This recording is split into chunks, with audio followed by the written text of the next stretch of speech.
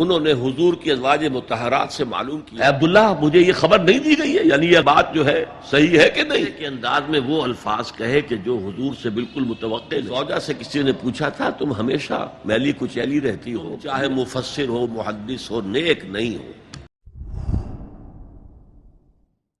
اور یہاں نیکی کی بحث میں سب سے پہلے وَلَٰكِنَّ الْبِرَّ بِرُّ مَنْ آمَنَ بِاللَّهِ وَالْيَوْمِ الْآخِرِ۔ اب جو والملائکۃ والکتاب والنبیین، ان تینوں کو جمع کر لیجئے، اس سے مراد ہے نبوت اور رسالت۔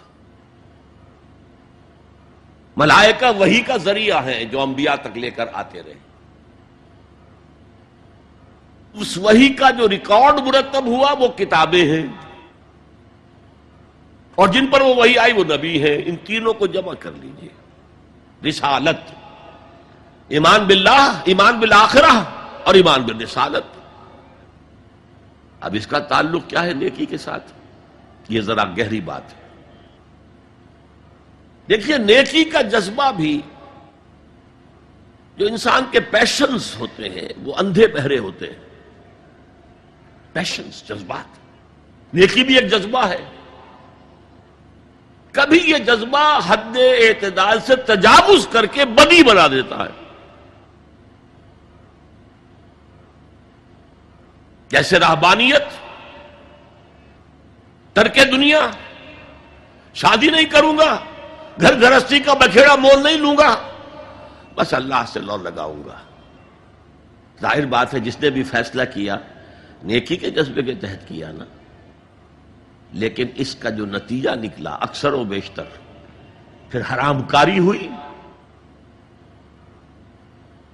آپ عیسائیت کی جو ہے ہسٹری آف کرسچین موناسٹسزم، اس کا مطالعہ کیجئے، انہوں نے خود لکھا ہے کہ بظاہر راہب خانے ہیں، راہب اور راہبائیں رہتی ہیں، اور ان کے تہخانوں میں حرامی بچوں کے قبرستان ہو جاتے تھے۔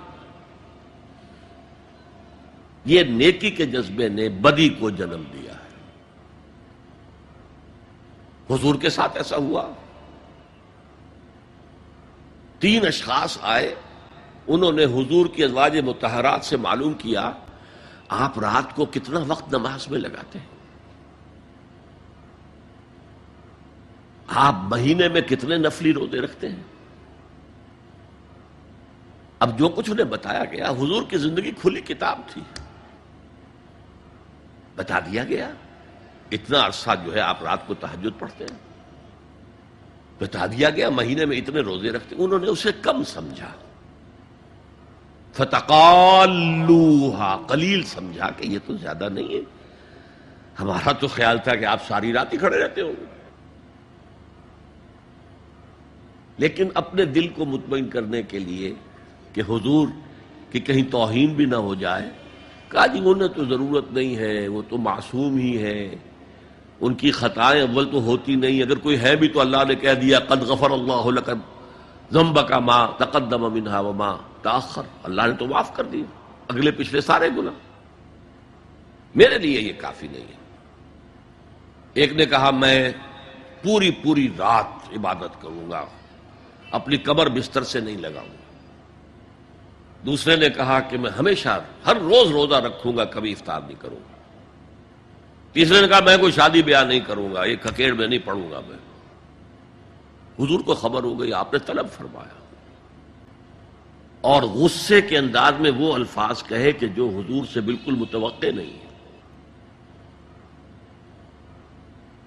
واللہ انی لاتقاکم واخشاکم، خدا کی قسم میں تم سب سے زیادہ متقی ہوں اور سب سے زیادہ اللہ سے ڈرنے والا ہوں، لیکن میرا طریق یہ ہے کہ میں رات کو سوتا بھی ہوں اور نماز بھی پڑھتا ہوں، میں روزہ رکھتا بھی ہوں، ناغہ بھی کرتا ہوں، میں نے شادیاں کی ہیں، متعدد ازواج میرے گھروں میں ہیں۔ فمن رغب عن سنتی فلیس منی، جو بھی میری سنت سے ہٹا وہ مجھ میں سے نہیں ہے، میرا امتی نہیں ہے۔ تو نیکی کا جذبہ بھی حد اعتدال سے تجاوز کر کے بدی کو جنم دے سکتا ہے۔ ایک صحابی نوجوان صحابہ میں سے عبداللہ ابن عمرو ابن العاص، عجیب یہ بات ہے کہ باپ جو ہے بہت بڑا سیاستدان، بہت بڑا جری سپہ سالار، بہت بڑا حکمران، حضرت عمرو بن العاص، بیٹا نہایت زاہد و عابد، مرتاس، زاہد مرتاس، ساری رات کھڑے ہیں، بستر سے کمر ہی نہیں لگائی، ہر روز روزے سے ہیں۔ یہ خبر دی گئی حضور کو تو آپ نے طلب فرمایا، یا عبداللہ اولم اخبر انک تقوم اللیل وتصوم النہار، اے عبداللہ مجھے یہ خبر نہیں دی گئی ہے، یعنی یہ بات جو ہے صحیح ہے کہ نہیں کہ تم ساری رات عبادت کرتے ہو، ہر روز روزہ رکھتے ہو؟ کیا کہہ سکتے تھے؟ بلا یا رسول اللہ، حضور ایسا تو ہے۔ فرمایا لا تفعل، ہرگز ایسا مت کرو، فإن لزوجك عليك حقا وإن لزورك عليك حقا بل إن لنفسك عليك حقا، تمہارے نفس کے بھی تم پر حقوق ہیں، تمہاری بیوی کے بھی تم پر حقوق ہیں۔ ان کی زوجہ سے کسی نے پوچھا تھا تم ہمیشہ میلی کچیلی رہتی ہو، کبھی ہم نے تمہیں کسی اچھے لباس میں کس کوئی جسے سنگھار کہہ دیتے کہ یہ میں نے دیکھا؟ تو ان کا کہ مجھے کیا غرض ہے، تمہارے بھائی کو تو مجھ سے کوئی غرض ہے ہی نہیں، میں کس کے لیے بناؤ سنگھار کروں؟ یہ بھی الفاظ آتے ہیں۔ فرمایا ہرگز مت کرو، میں تو کرتا ہوں، میں روزے بھی رکھتا ہوں لیکن نہیں بھی رکھتا، میں نماز پڑھتا ہوں لیکن سوتا بھی ہوں، میری بیویاں ہیں متعدد، تو میری سنت اگر تم نے چھوڑ دی تو تمہارا مجھ سے کوئی تعلق نہیں ہوگا۔ اس کا مطلب کیا ہوا؟ تو سم اپ، نیکی کا ایک ماڈل بھی سامنے رہنا چاہیے جس میں توازن ہو، اعتدال۔ انبیاء وہ توازن پیش کرتے ہیں اپنے کردار اور شخصیت کے ذریعے سے۔ وہ جو فرمایا گیا لقد کان لکم فی رسول اللہ اسوۃ حسنہ، تمہارے لیے اللہ کے رسول کی شخصیت میں ایک اچھا نمونہ ہے، یہ نمونہ معتدل ہے، متوازن ہے۔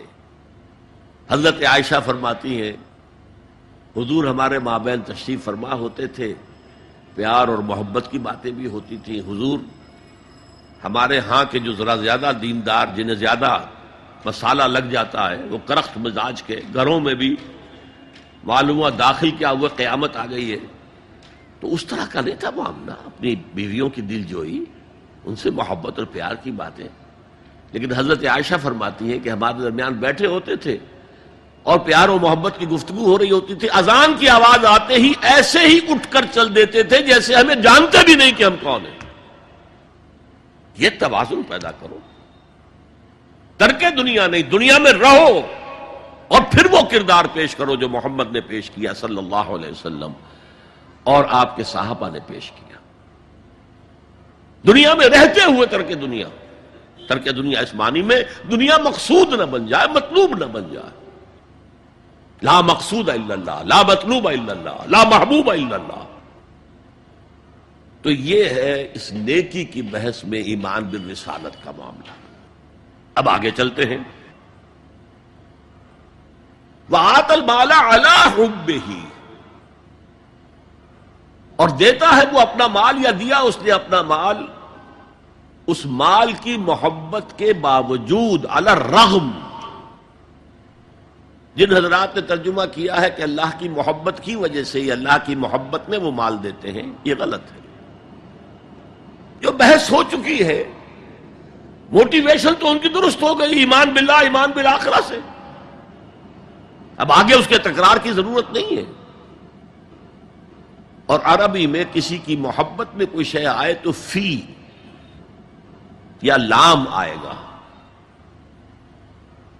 علا آتا ہے مخالفت کے لیے، علی الرغم۔ مال محبوب ہے، کس کو نہیں ہے؟ زین للناس حب الشہوات من النساء والبنین والقناطر المقنطرۃ من الذهب والفضة والخیل المسومۃ والانعام والحرث۔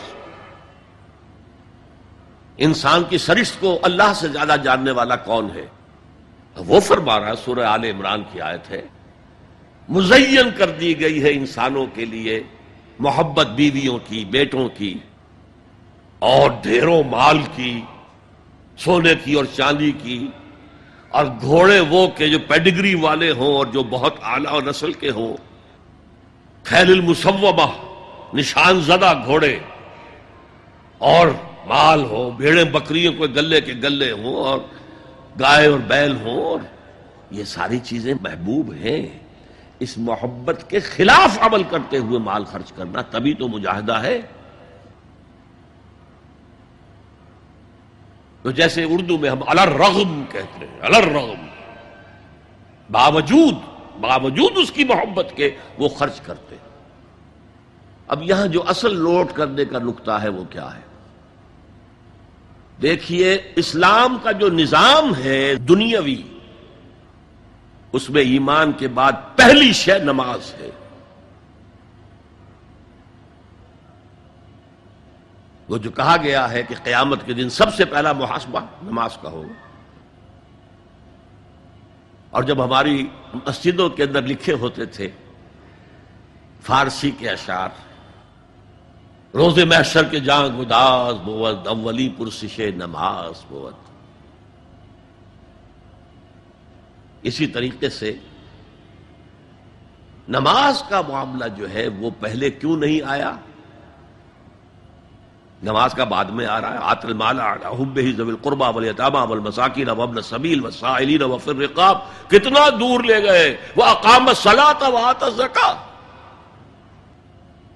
یہ ہے ترتیب کے اعتبار سے جو میں نے عرض کیا تھا۔ یہاں عنوان کیا ہے؟ یہاں نیکی کی حقیقت عنوان ہے، اس کی روح ایمان ہے، اور اس کا ظاہر اس میں سب سے پہلے انسانی ہمدردی، اور اس ہمدردی کی بنا پر وہ مال جو بہت محبوب ہے خرچ کرنا، درد دل کے واسطے پیدا کیا انسان کو، ورنہ طاعت کے لیے کچھ کم نہ تھے کروبیاں۔ اگر یہ نہیں ہے تو کچھ نہیں۔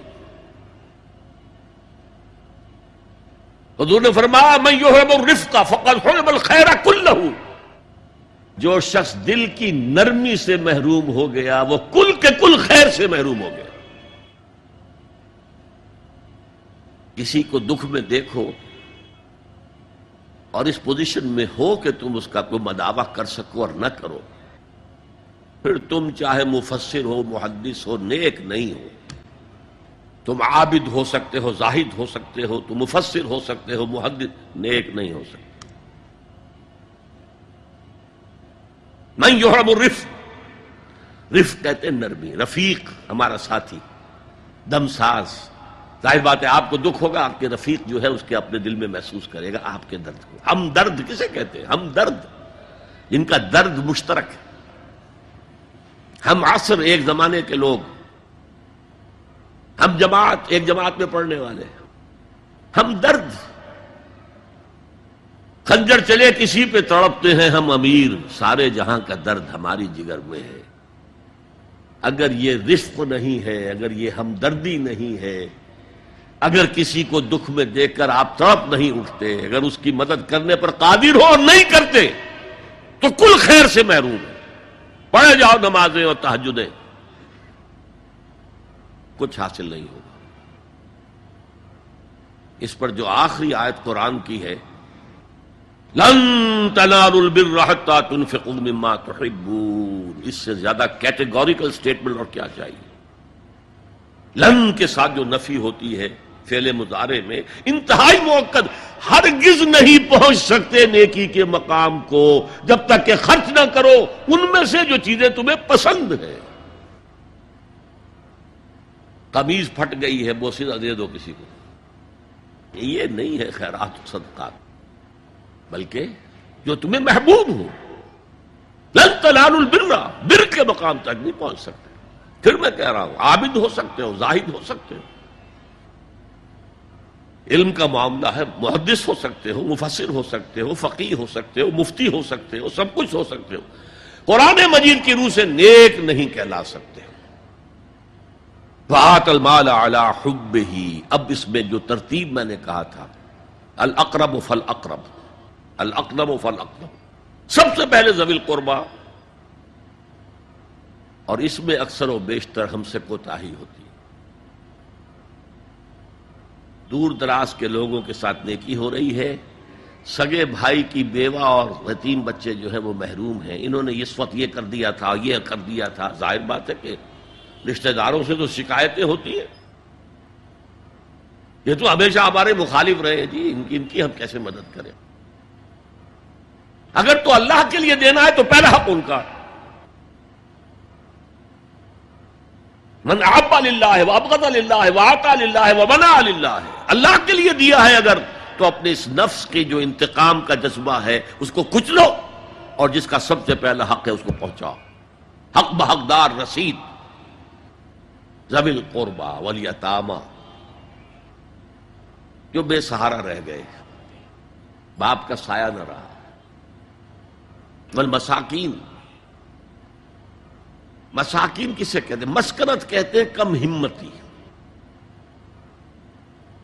آپ کو معلوم ہے آج کل ایک مرض کہلاتا ہے نیورستھینیا، آدمی دیکھنے میں ہٹا کٹا ہے، صحت مند ہے، لیکن اندر سے اس کی کوئی ہمت ایسے جواب دے گئی ہے کچھ کر ہی نہیں سکتا، وہ ہے مسکین۔ اسی لیے جو فرمایا گیا یہودیوں کے لیے ضربت علیہم الذلۃ والمسکنہ، ذلت کے معنی بھی کمزوری، اور مسکنت کم ہمتی، ہمت ختم ہو گئی۔ تو جو اپنے پاؤں پر نہیں کھڑا رہ سکتا اس وجہ سے کہ اس میں وہ ہمت کم ہو گئی ہے، وہ بھی مستحق ہے۔ وابن السبیل، اور مسافر۔ پرانے زمانے میں آپ کو معلوم ہے نہ سرائیں تھیں، نہ کچھ اور تھا، نہ ہوٹل تھے، پھر اگر کہیں راستے میں چوری ہو گئی، ڈاکہ پڑ گیا، تو آدمی جو ہے گھر میں خود ہے، کفیل ہے، اچھا ہے۔ اس وقت کی حالت ایسی ہو گئی۔ ہمارے ہاں بیگرز نے اسی کو ایک بہت بڑا بہانہ بنایا ہوا، جی میں آیا تھا وہاں سے اور یہاں سے، اور میری جو جیب کٹ گئی، سب کچھ چلا گیا، اب مجھے واپس جانے کے لیے کرایہ چاہیے۔ اکثر و بیشتر جھوٹے کیسز ہوتے ہیں۔ اگر آپ کسی کو پکڑ لیں اور ساتھ لے کر کہیں تحقیق کراؤ تو وہ بھاگ جائے گا، پھر نہیں آئے گا اس مسجد میں۔ لیکن یہ کہ وابن السبیل یہ بھی ایک کھاتا ہے۔ والسائلین، یہ ذرا تفصیل طلب معاملہ ہے۔ اسلام کی تعلیم بڑی متوازن ہے۔ ایک طرف سوال کی مذمت ہے، مت اپنا دستے سوال دراز کرو کسی کے سامنے۔ جو شخص ہاتھ پھیلاتا ہے مانگنے کے لیے، وہ اپنی عزت نفس کو ہتھیلی پر رکھ کر آپ کے سامنے پیش کر رہا ہے، اور آپ ٹھوکر مار دیتے ہیں اس کی عزت نفس کو۔ مانگو اللہ سے، اللہ کسی کے دل میں ڈالے تمہاری ضرورت پوری کر سکتا ہے، بغیر اس کے کہ تم کسی کے سامنے دستے سوال دراز کرو۔ تو سخت مذمت ہے، اور خاص طور پر بیگری جو ایک انسٹیٹیوشن بن گیا ہے، ایک پیشہ بن گیا ہے، وہ تو اسلام کی تعلیمات کے منافی ہے۔ اور جس طرح کی ہم خیرات بانٹتے ہیں، 5 روپے کا نوٹ دے رہے ہیں مانگنے والوں کو، مسجدوں کے باہر سمجھ رہے ہیں ہم نے حاتم طائی کی خبر کو لات مار دی، حالانکہ حقیقت میں آپ انسٹیٹیوشن آف بیگری کو سپورٹ کر رہے ہیں۔ کسی ایک کو لے لو، آؤ چلو مجھے اپنا گھر دکھاؤ، مجھے بتاؤ تم واقعی اس قابل ہو یا نہیں ہو، اور پھر اس کی مدد کریں، لمسم کریں۔ پھر وہ 5 روپے نہیں ایسی دیں کہ وہ کچھ اپنے پاؤں پر کھڑا ہو سکے۔ میں نے 1 روپیہ نہیں کہا، اس لیے کہ 1 روپیہ تو اب کوئی شے نہیں رہی، لیکن یہ کہ 5 روپے کا نوٹ بھی آپ نے تقسیم کرنے شروع کر دیے، یہ کیا ہے؟ والسائلین وفی الرقاب، لیکن دوسری طرف سائل کو جھڑکنا نہیں ہے۔ اما السائل فلا تنہر، جھڑکو نہیں۔ اچھا بھائی نہیں، معاف کرو، میرے پاس اس وقت آپ کی مدد کے لیے کچھ نہیں ہے، میں کچھ نہیں کر سکتا۔ تو ان دونوں کے درمیان اصل میں معاملہ ہونا چاہیے۔ بلکہ یہاں تک بھی فرمایا سائل کو ضرور دو، چاہے وہ گھوڑے پر سوار ہو کر تمہارے دروازے پہ آیا، کیا پتا اس کی واقعی الجھن کیا ہے۔ تو سوال کی مذمت اور سائل کو جھڑکنے کی ممانعت، حتی الامکان خالی ہاتھ نہ لوٹاؤ۔ اس نے اپنی عزت نفس اپنی ہتھیلی پر رکھ کر تمہاری سامنے پیش کر دیا، اسے ٹھوکر نہ مارو۔